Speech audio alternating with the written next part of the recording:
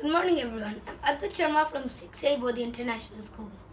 Today I am presenting my English project on 3 topics: parts of speech, creative writing, and my dictionary. In the first topic, parts of speech. The first word is noun. What does a noun do? Well, noun describes any name, place, animal, or thing. You can also say it's the subject of a sentence. Like some examples of a noun is like pen, dog, or India. An example of a sentence is, this is the dog that we adopted. And in this sentence, noun is dog because that's the subject of a sentence. And that's also an animal. The next part of speech is pronoun. Its job is to replace a noun. Some examples are I, you, and he. An example with a sentence with no pronoun will seem clanky, like John went to the park, John had fun, John went to the swings. In this sentence, John is coming too many times and the sentence isn't seeming proper.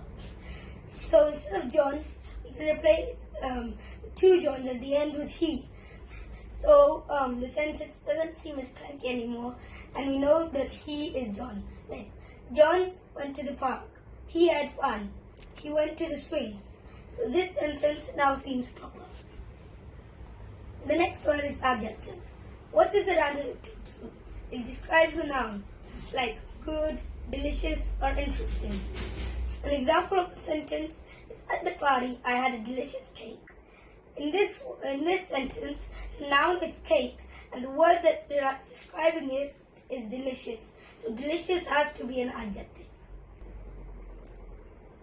Verb is the next part of speech. Its job is to describe any action that's happening. Example, run, sing, or walk. Example of a sentence is, he is running in the race. What is he doing? He's running. So running is the verb in this sentence. Adverb is the next part of speech. It describes a work. Example, quickly, silently, and well. Example of a sentence is, my dog eats quickly when he's hungry.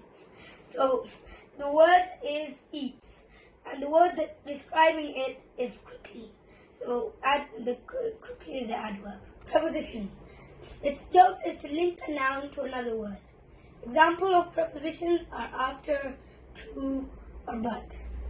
An example of a sentence with prepositions is, we went to school on Monday.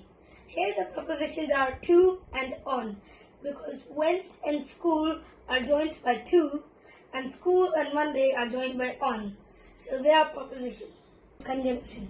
Its job is to join clauses or sentences or words. Examples are and, but, and when.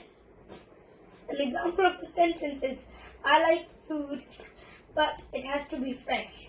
Here, but is joining two clauses. I like food and it has to be fresh. So, but is the conjunction in this sentence. The next word is determiner. Its job is to limit a noun. Example, 5, some, or many. An example of a sentence is, I have some marbles.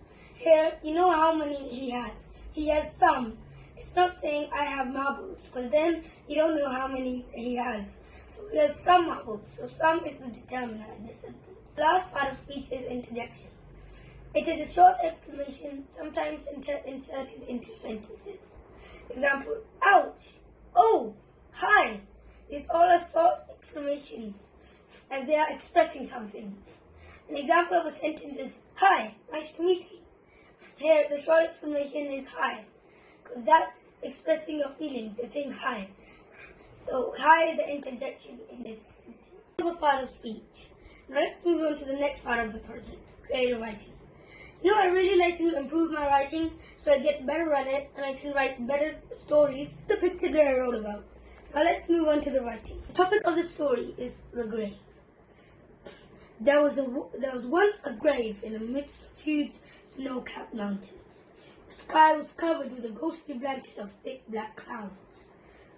There were Andean condors, the wind sending air rushing through the trees, and their long, ruddy white tail gliding with them through the forest. Then there was the grave, so dark, so scary. It felt like there would be a man, half dead, coming out any minute. Wait, there is a dark flight of narrow stairs leading somewhere into the darkness. As I silently tiptoed down, I could hear the cries of help. I paced up a little, and as the stairs came to an end, I could see a man with rags and his body full of dirt. As I looked carefully, I noticed the metal cuffs on his hands. That was not all. The cuffs and spikes digging into the man's hands. "Help me!" cried the man in his crackled, rattled voice. "Oh, please help me!" I walked towards him and inquired to know about who had done this to him. He replied, "I will tell you. I will tell you everything. But first, get me out of this. The key is in that old dusty box," he told me. As I opened it, I at once was mesmerized with this beautiful diamond-encrusted key. I kept staring at it until the man shouted, "Oi, help me!" "Oh, sorry, it was just that I was lost in the beautifulness of this key," I answered. I unlocked the man's cuffs and he breathed a sigh of relief. He then eventually said, "If you see carefully, the king's blood is in that jewel. That is the king's blood. If you rub the jewel, it will be gone." "Nonsense," I replied, and just did the same as what he did not ask me to do, rub the jewel.